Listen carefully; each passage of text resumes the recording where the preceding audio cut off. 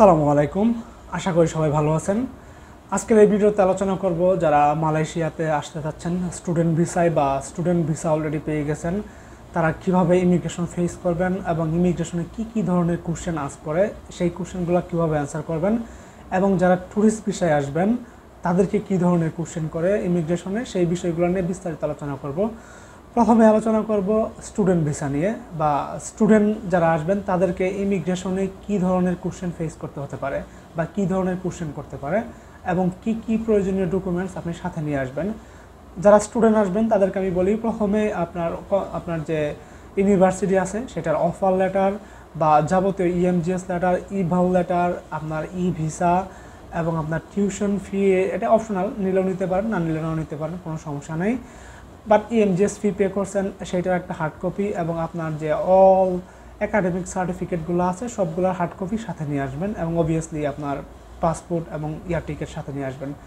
So আমি আপনাদেরকে একটা রিকমেন্ড করবো, যারা স্টুডেন্ট তাদেরকে আপনারা পারলে ডিরেক্ট ফ্লাইটে আসেন, তাহলে আপনাদেরকে মানে হ্যাসেল ফ্রি আসতে পারবেন কোনো ধরনের ঝামেলা ছাড়া।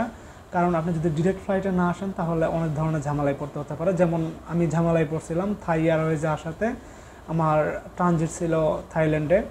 যখন আমি বোর্ডিং পাসে যাই বাংলাদেশি আপনার কাউন্টারে থাই এয়ারওয়েজের, সো তারা আমাকে ইমিগ্রেশনের মতো নানা ধরনের কোশ্চেন তারা কোশ্চেন আস্ক করতেছিল, যেমন আপনি কেন যাবেন মালয়েশিয়াতে কী কাজ, বা আপনি স্টুডেন্টরা যাচ্ছেন সেখানে গিয়ে কাজ করবেন কিনা, যেগুলা ইমিগ্রেশনে আস্ক করার কথা তারা সেখানে আস্ক করতেছিল।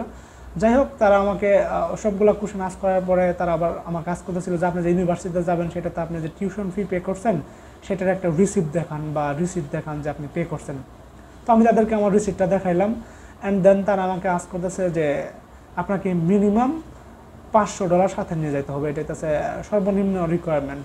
তো আমার কাছে $500 ছিল না বা ইকুয়ালও ছিল না। তো আমি বলছি যে আমি একটা রিঙ্গিট নিয়ে যাচ্ছি এবং আমি যাওয়ার পর সেখানে আমার ব্যাঙ্ক অ্যাকাউন্ট ওপেন করব, অ্যান্ড সেই ব্যাংকে আমি টাকা ট্রান্সফার করে নিয়ে যাব বাংলাদেশ থেকে।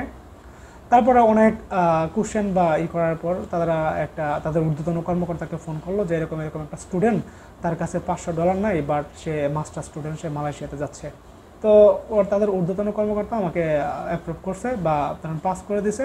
সো আমি বোর্ডিং পাস করে আসার পর যখন ইমিগ্রেশন আসলাম, আমাকে তারা আস্ক করলো যে এর আগে আমি কখনো মালয়েশিয়াতে গেছিলাম কিনা।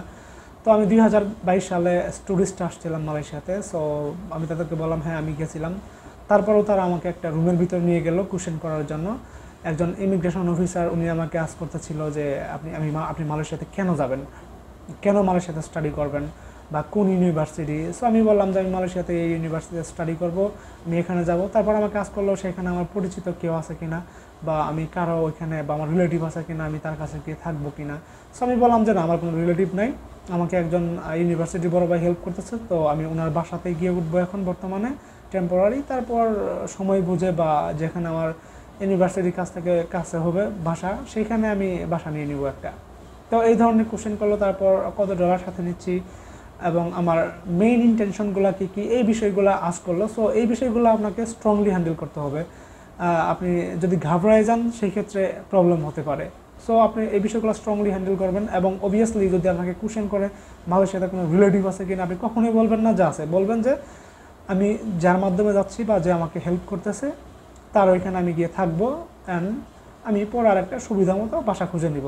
সো এই বিষয়গুলো আপনি ক্লিয়ার করে চলে আসবেন, অ্যান্ড দেন আপনি ফ্লাই করবেন। মালয়েশিয়াতে আসার পর আপনাকে ওরা যখন আপনি নামবেন মালয়েশিয়াতে, তো আপনি ডিরেক্টলি কাউকে আস্ক করবেন ওইখানে যে ইএমজিএস অফিসটা কোথায়, আপনি একজন ইন্টারন্যাশনাল স্টুডেন্ট, তো আপনাকে দেখাই দিবে।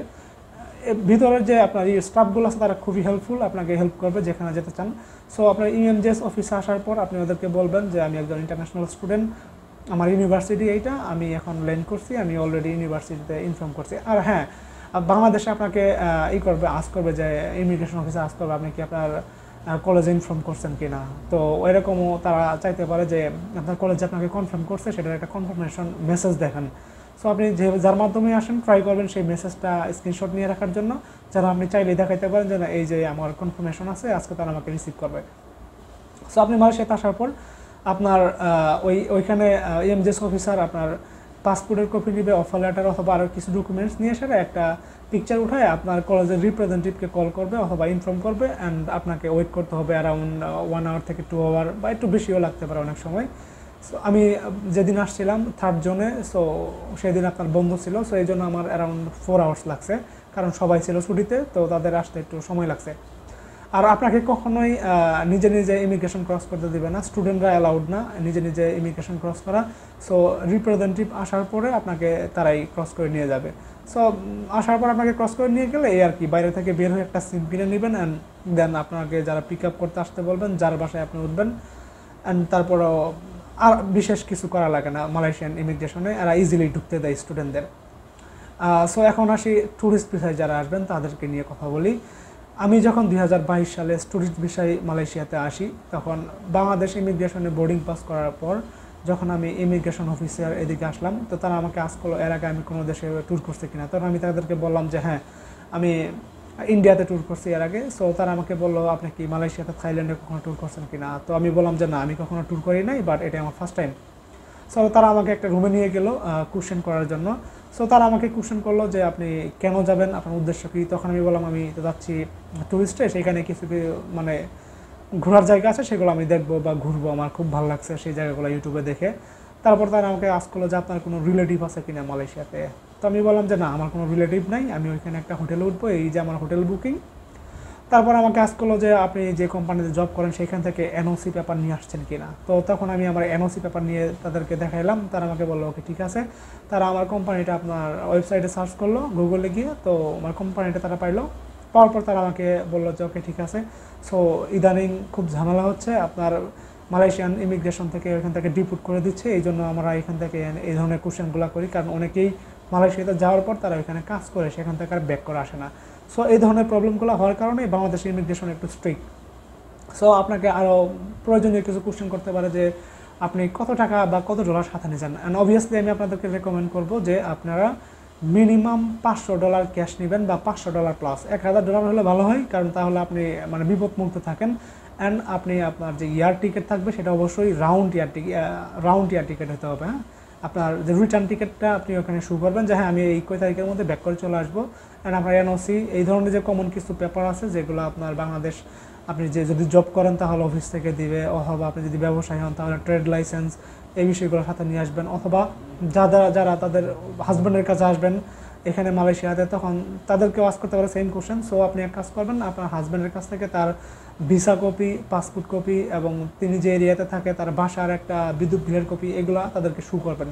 সো এই জিনিসগুলো দেখার পর তারা আসলে বেশি কোশ্চেন আর করে না এই পর্যন্ত। যদি আপনাকে তারা সন্দেহ করে তাহলে অফলোড দিয়ে দিবে, বা দেওয়ার পসিবিলিটি আছে, তবে আমি এখন পর্যন্ত কাউকে দিতে দেখি নাই বাংলাদেশে অফলোড দিতে। মালয়েশিয়াতে আসার সময় 2বার আসলাম আমি, এই ধরনের প্রবলেম আমি দেখি নাই বা ফেসও করি নাই। সো আপনি যখন মালয়েশিয়াতে আসবেন, মালয়েশিয়ান ইমিগ্রেশনটা একটু মানে স্ট্রিক্ট, আপনার এশিয়ার যতগুলো ইমিগ্রেশন আছে এর মধ্যে মালয়েশিয়াটা মোটামুটি একটু স্ট্রিক্ট। সো আপনি আসার পরে আমাকে যে ধরনের কোশ্চেন আস্ক করছিল যে আমি মালয়েশিয়াতে কেন আসলাম বা কেন আমি অন্য কোনো দেশে ঘুরতে গেলাম না, সো অবভিয়াসলি আপনাকে একটা স্ট্রং রিজন দেখাইতে হবে যে আমি মালয়েশিয়াতে এই প্লেসগুলো আমি ঘুরতে চাই বা আমার খুব ভালো লাগছে ইউটিউবে দেখে, অ্যান্ড দেন আমি এখানে ঘুরে তারপরে নির্দিষ্ট সময়ের ভিতরে আমি চলে যাব বা এই কয়দিন আমি থাকবো। সো তারা আপনার কাছে হোটেল বুকিং দেখতে চাবে, মালয়েশিয়ান ইমিগ্রেশন অফিসার। আপনি আপনার হোটেল বুকিং দেখাবেন, তারপর আপনার রিটার্ন এয়ার টিকিট দেখাবেন, অ্যান্ড দেন এগুলো দেখানো শেষ হলে তারা আপনাকে আমাকে যে কোশ্চেনটা করছিল যে এখানে থাকিস না, থাকা যাবে না এই ভিসায়। সো আমি তো আমার সেই লেডি অফিসারকে বলছিলাম যে অবভিয়াসলি আমি এখানে থাকবো না, আমি জাস্ট কিছুদিন ঘোরাফেরা করে চলে যাব। তো তারা আমাকে সাথে সাথে স্ট্যাম্প করে দিয়েছে মানে অ্যারাইভালের, কোনো সমস্যা হয় নাই। সো এই বিষয়গুলো আপনাকে একটু স্ট্রংলি হ্যান্ডেল করতে হবে। অ্যান্ড অবশ্যই আপনার রিটার্ন টিকিট, তারপর হচ্ছে আপনার এনওসি, এবং আপনার যদি থাকে আর কি যে ক্যাশ ডলারটা, সেটা একটু বেশি নিয়ে আসার ট্রাই করবেন। এই জিনিসগুলো আপনি সাথে নিয়ে আসবেন যেন আপনাকে মানে কোশ্চেন করলে আটকাইতে না পারে, এবং ট্রাই করবেন স্ট্রংলি হ্যান্ডেল করার জন্য।